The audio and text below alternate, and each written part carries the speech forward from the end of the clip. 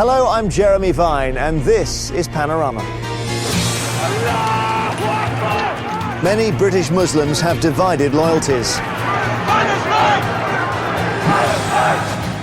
Something others are happy to exploit. He changed because of all the people that he was hanging around with. He believed that he was on the right path, he found the right religion, this was the right way of life. We have hatred for you. We have report hatred. the facts. We report the facts. All these people here hate you. Oh, come on.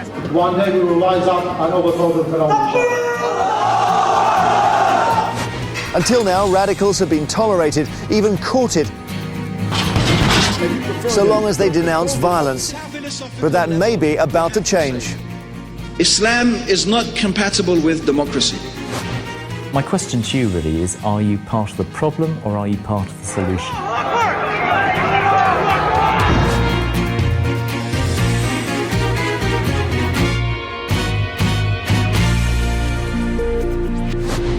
Britain's Muslims feel picked on and spied on, apparently. At the same time, we're told the threat of terrorism is still severe, and just because there hasn't been a major incident since 7/7 certainly does not mean that threat has gone away. So how do you reassure Muslims that they are not under suspicion, while at the same time exploiting all potential intelligence opportunities? It's not easy, as Richard Watson now reports.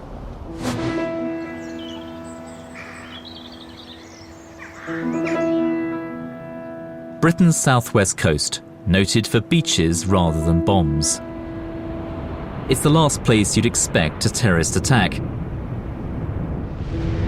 But on May the 22nd last year, Nikki Riley, a 22-year-old convert to Islam, walked into a packed family restaurant in Exeter and tried to commit mass murder with a homemade bomb.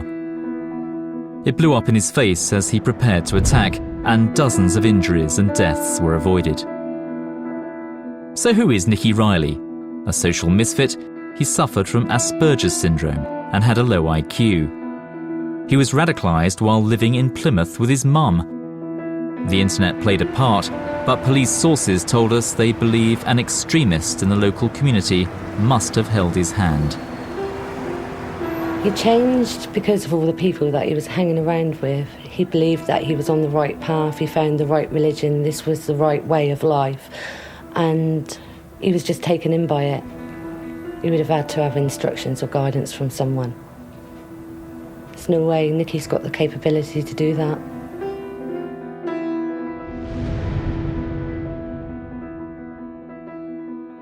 Hello, Richard. Good to see you. This senior policeman is driving policy to prevent young Muslims like Riley from becoming radicalised. Preventing violent extremism is an agenda that binds us, it doesn't divide us. Yes. Sir Norman Bettison believes that working with local Muslim leaders is vital. Al-Qaeda is a brand. Al-Qaeda is a virus. And what we're trying to do in policing terms is identify those who would be susceptible to that virus. We can't do it ourselves, we've got to do it with the community. So we're really trying to get upstream in stopping the vulnerable schoolboy of today presenting himself as a martyr in 6 years' time. The big prize, then, is to persuade Muslims to volunteer intelligence. This is vital against a background of continuing support for extremist ideology. I've been investigating the rise of extremism for the BBC for 8 years now, since before the 9/11 attacks on America. It hasn't always been an easy ride. Hang on, no problems. No problems. Okay, that's cool, no problem.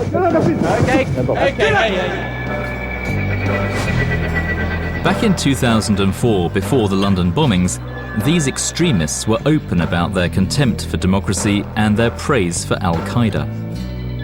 When the two planes magnificently went through those buildings. Killing of innocent civilians, it can't be right. It can't be right according to you. According to you, it can't be right, okay? According to Islam, it's absolutely right. He's the one in love with it or he's the one in hate? The group I filmed, Al Muhajirun, was led by Omar Bakri Mohammed. He's now been banned from the UK. Break the psychology of the occupiers by hitting back in their own homelands. New legislation means extreme messages like these are against the law. Extremists may be more careful now, but their fight against the British state goes on.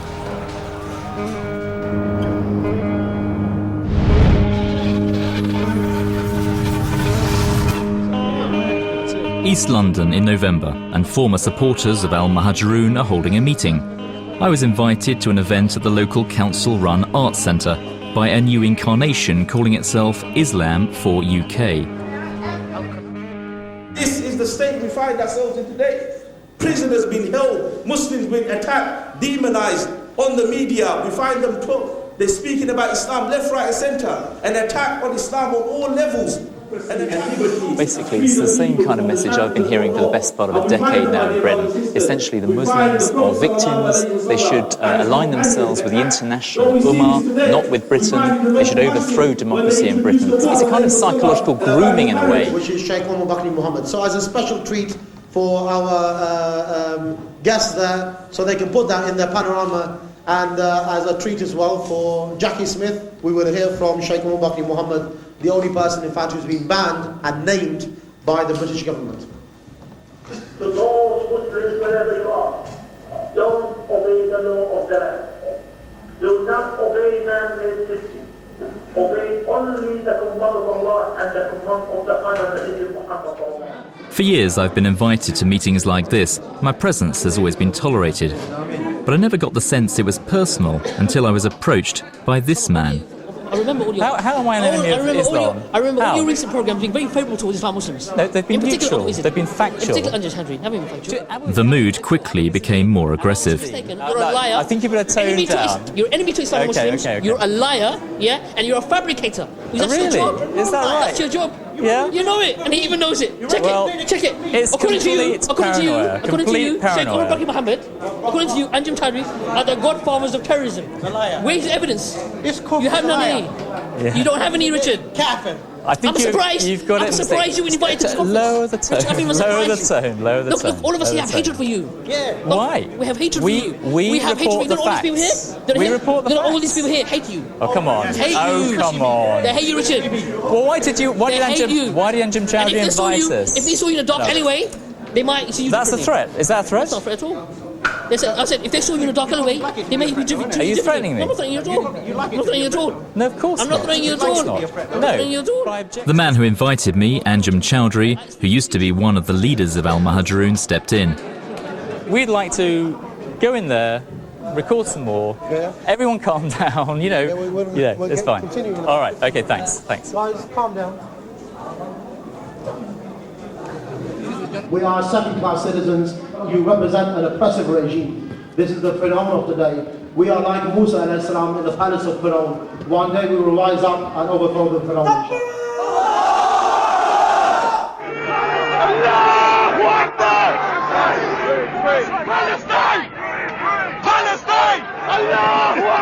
MI5 and the police fear that support for extremism remains high, fanned by events in Gaza and elsewhere. Run, you swine! The recent Israeli attacks against Hamas created a surge of anger on British streets. Peaceful marches were at times exploited by those who support violence. Behind every potential terrorist lies a grievance. So take a sense of grievance, take some influence, some external influence, either a personal influence from another person or an influence through the internet, and you've got a cocktail then of someone who could move from being aggrieved to wanting to be violent and carry out terrorist offences. Those running counter-terrorism policy fear this anger, combined with a distorted version of Islam, is fueling extremism. They argue that influential preachers who persuade the young to reject British values make matters far worse.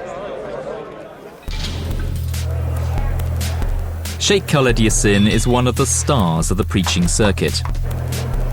He doesn't support terrorism, but has radical views. There's been no evidence that has surfaced, no bona fide irrevocable, irrefutable evidence that had been surfaced to show that there was a group called Al-Qaeda that did the September 11 bombings. Doesn't embrace. His lectures come close to preaching hate. If you prefer the clothing of the Kafirs other than the clothing of the Muslims, most of those names that's on most of those clothing is faggots, homosexuals, and lesbians. But does this kind of intolerance feed violence? Some involved in counter-terrorism believe it does and liken it to a conveyor belt. New recruits jump on board because they reject British values, and they're carried along to become far more extreme. Derby, a city which has had more than its fair share of radicals. Last year, a conference was advertised featuring Sheikh Yassin. We found the organiser, a medical school graduate. When it comes to her faith, she's far stricter than her parents, and against their wishes, she covers her face with a niqab. Why did you choose Sheikh Khalid Yassin? Because he is a man who has some controversial views about some things, like homosexuality, for example. He's vehemently against homosexuality. And one might argue that in Britain that is a completely unacceptable point of view. Well, homosexuality is not accepted in Islam, it's not accepted in Christianity. But we live in Britain. But it doesn't, we're not discriminating against it. If you ask a question, is it allowed in Islam? It's not. Muslim conservatives like Sheikh Yassin hold deeply controversial views. But should they be shunned because they preach against democratic values, or should they be courted or even funded because they speak out against terrorism? This difficult question has split those working in counter-terrorism. On the very basic philosophical level, we have to say, Islam is not compatible with democracy. Abderrahim Green is a popular preacher who converted to Islam 20 years ago. His internet broadcasts get hundreds of thousands of hits, and the Metropolitan Police have recently sought his advice. You're on YouTube, for example, saying things like Islam is incompatible with democracy. That's a provocative statement. You're a British citizen. Well, I think if you go back and you listen to my whole lecture on democracy, I quite clearly say that if by democracy we mean the people have the right to legislate in opposition to what God has legislated, a Muslim can't accept that. We believe that what God has made lawful is lawful, what God has made unlawful is unlawful. But then you can't accept man-made law then. If you accept that point of view, you can't accept man-made law in Parliament just down the road. Well, yes, that's true from the point of view of how I believe it. However, that doesn't mean that as a Muslim I'm not obliged to follow those laws. You see, but the police don't police ideas. The police don't police ideology. We police violence. So am I prepared to talk to somebody that sees the world differently to me? Yes, I am. Am I prepared to tolerate that person inciting others to violence? No, I'm not. That's fine, and I'm for it in the short term. There's a short-term aim, but let's have a look at the possible long-term damage. Sheikh Musa Omani was the first imam to be appointed to a British university and has a track record of fighting extremism. For him, using the radicals to help fight terror is a dangerous path, even if they reject violence. In a way, it's endorsing certain acceptable points of view. Now, when those people are endorsed, the question is that moderate Muslims are going to endorse them as a whole, and that's the danger. The husband is allowed to prevent her from evil, to apply some type of physical force. This is a type of very light beating. This type of beating is not allowed to leave any type of mark. My question to you really is, are you part of the problem or are you part of the solution? I totally, absolutely hope and believe that I am part of the solution. I want to be part of the solution. Throughout the years, 20 years I've been a Muslim, I surely have said some pretty radical things and maybe even written some radical things in the past. But one thing I've been very consistent on, and it's been very clear to me always, that terrorism, participating in terrorist activities, violent, revolution is not something that I've ever thought was part of the religion of Islam. That interview raises some fascinating questions. The police have been only too happy in the past to work with people like A.R. Green because they thought that was the best way of keeping Britain safe. But when public money is involved, that policy is far more controversial. Azad Ali advises the Metropolitan Police and the Association of Chief Police Officers. He also writes a blog. He recently wrote how he was working his socks off for an Islamic State and how it should be led by the political leader of Hamas. Hamas won elections in 2006, but has also been behind suicide bombings and rocket attacks on Israel. Azad Ali's organisation, the Muslim Safety Forum, has just been promised £150,000 by the Home Office. But the key question is support for Hamas acceptable in that context, in the context of someone receiving public funds? Beyond the pay grade of a cop. Well, you can answer this, though, in the context of ACPO, surely, because he does advise ACPO as well. He has advised ACPO, past tense. Is he going to again? Who knows? But has this latest controversy added to that debate about whether he will again? The latest controversy has made it very unlikely that he will advise ACPO in future. The Home Office told us that decisions on which organisations to fund are subject to robust scrutiny, and they won't fund groups where they have evidence of them encouraging discrimination or undermining democracy. Support for Azad Ali may be about to end, but Panorama has learned there is a more fundamental shift afoot in an effort to undermine the terrorists. There's about to be a sea change in government policy. Our source, a senior Whitehall counter-terrorism official, told me, "We want to move away from just challenging violent extremism. We now believe we should challenge people who are against democracy and state institutions." His whole message to me was that in the past, Britain has been too timid. This is welcome news for some. Those who preach hate, those who preach divisions, those who create hatred within societies, I think they need to be isolated. We need to empower the mainstream Muslim leadership and the scholars so they can actually hold the arguments and debates within the Muslim society. The beginnings of the project. Some moderate Muslim scholars welcome this new approach because it could bring a more tolerant society. But they warn this will have no impact on terrorism. These are issues of cohesion and not issues of terrorism.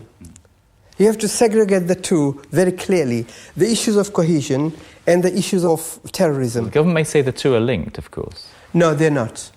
People who are against violence would not necessarily be for homosexuality. You know, those who are against female rights, women's rights, are not necessarily for violence. The police and MI5 have succeeded in preventing a major attack since 7/7, and that is a big success. But in terms of preventing radicalisation, senior police sources told Panorama the policy is failing. Travelling across Britain to make this film, we found there's a fundamental problem: trust. Me as an Asian man, if I smack you in your mouth now, are you going to go around the whole world looking for all Asians? Of course not. Well, there you go. Do you know what I'm saying? I know you. We're being victimised. Listen, it is propaganda. You're a British citizen, I'm a British citizen, yeah. So you're proud of your country? Of course I'm proud of my country. Yeah, so therefore... And the people who were behind the 7/7 bombings, who I believe personally, it wasn't nothing to do with them lads. Oh, nothing whatsoever. Nah, it's a lot of bollocks, man. It's a load of bollocks. I found an alarming lack of trust in the state and British institutions, and many Muslims are angry about the lack of trust in them. If a Muslim was to speak about a foreign policy, straight away they get labelled as a terrorist or this person's about to blow themselves up. I was on the train going to London and I had some fruits, in my bag. And as I opened my bag, one of the fruits dropped and then everybody on the train went, I was like, it's not a bomb, it's an apple. Many young Muslims said if society doesn't trust them, how can they trust the police? A key part of the government's counter-terrorism policy, known as Contest, is designed to tackle this. £80 million is being spent on community projects to help build trust, but there's a problem. Any hint of government control can fatally undermine credibility. Musa Admani has been working to create a set of agreed Islamic rulings condemning terror. We'll be able to separate the misinterpretation of the extremists from the true meaning of jihad. He's renowned as an inspirational preacher. Last year, his organisation won £180,000 from the Home Office to create a set of training manuals which would be used to try to de-radicalise extremists. The Home Office wanted him to work in partnership with a business consultant whom he knew and had worked with before. It should have been a perfect combination, and he had a clear view of her role. The project was purely Muslim project, was supposed to be run by Muslim project, delivered by Muslims. She would have a role in the, what you call, coaching side, writing the material. The Home Office was looking to the consultant, a white non-Muslim, to ensure its project to turn extremists around delivered results. This consultant says she was becoming anxious about slow progress and wanted to drive things forward. But Mr. Admani felt she was getting too hands-on and feared this would be disastrous. He says it would have led to a loss of trust among the extremists he was trying to reach, not least because she'd worked for an MOD think tank and had organised workshops for NATO, among other clients. A person with military background, with establishment contacts, wants access to see that material. How could we allow it? And you think that would have put you in a very difficult position? It's not. It would render the whole project illegitimate. Full stop. The consultant says Mr. Admani is wrong. She never wanted a central role. What is clear, though, is the Home Office were insisting on her involvement. No consultant, no project. Pressure from the Home Office over progress continued, and things eventually came to a head. The Home Office was trying to push another agenda to us. After the signing of the agreement was quite bizarre. That was wholly unacceptable. The question was, what do? You are in it. Either back out or let them terminate the project. What did you decide to do? Let them terminate the project. The Home Office did not comment specifically on this case, but said that they keep projects under continuous review, and if the benefits are not clear, then they'll stop funding them. While there's no evidence of a sinister motive, Musa Admani felt treated unfairly, a valuable ally who feels burned by the experience.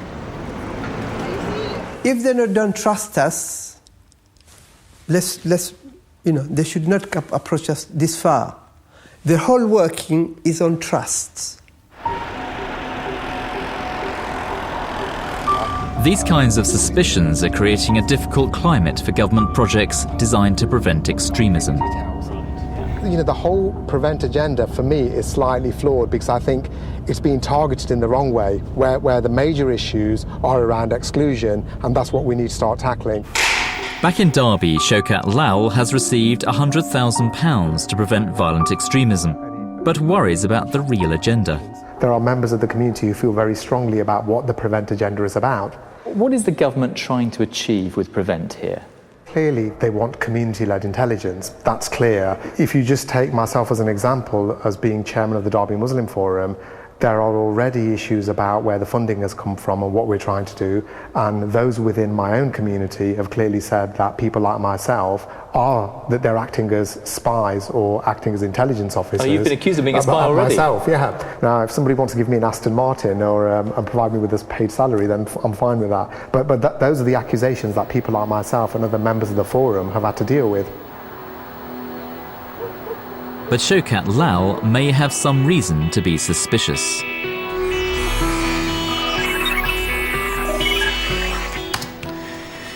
few weeks ago, I had a conversation with one of my sources who's been at the heart of the government's counter-terrorism work. He told me something quite extraordinary. He says that some of the projects being funded by the Prevent programme are actually being used to trawl for intelligence about radicals in towns and cities across Britain. One source told us that many intelligence analysts are already in place. More controversially, the source claimed that virtually every Muslim who's spoken out about foreign policy grievances could be placed on an intelligence database. We have no other confirmation of this, but if true, it will fuel suspicions. I'm horrified, and in fact the whole community would be as well, because there's already suspicion about this money being spent on intelligence and also working within communities like that. There are people who now fear that when they go to mosque they're being watched and their sermons are being recorded. And if that is the case, then it's obviously creating a wedge between the Muslim community and the mainstream society. Let me put the question to you directly. Are Prevent projects being used as Trojan horses to gather that kind of information? Let me give you a direct answer. No. Prevent is much more holistic, much more long-term, much more engaging than the sort of tactic you described. Not dedicated intelligence? It's not dedicated intelligence. And you're not aware that they're being infiltrated by MI5 or Special Branch or anything like that? Now, there are other aspects of police strategy that you are familiar with the contest programme. I'm talking to you about Prevent at this end of the spectrum. Pursue, at the other end of the spectrum, will use any means available to get the information that's required to prosecute people who are committing criminal acts. But that's not the Prevent agenda. Today, the Home Office told us that Prevent is not about spying, and accusations that it is could undermine vital work. With radicalisation still on the rise, the Prevent agenda is changing fast. The dilemma for Britain has been whether to work with the radicals because they reject violence or isolate them because of their anti-British views. Our sources suggest the policy hawks are winning their own ideological battle inside Whitehall, and a new, tougher approach is on the way to curb the homegrown terrorist threat. Richard Watson with a difficult calculation there, and one that could have the direst consequences if they get it wrong. Don't forget our website, bbc.co.uk/panorama. Give us your views and get more information. Next week, the government's ordered banks to support small and medium-sized firms through the recession. But is that what's actually happening? Theo Pafitis, who's been running his own businesses for 26 years, finds out. Chef Rick Stein reveals a tragic family history in Who Do You Think You Are? Next here on BBC One. D.I. Moses Jones is closing in on the killer on BBC Two. And on BBC Four, a new series sniffs the bouquet of the fine wine trade.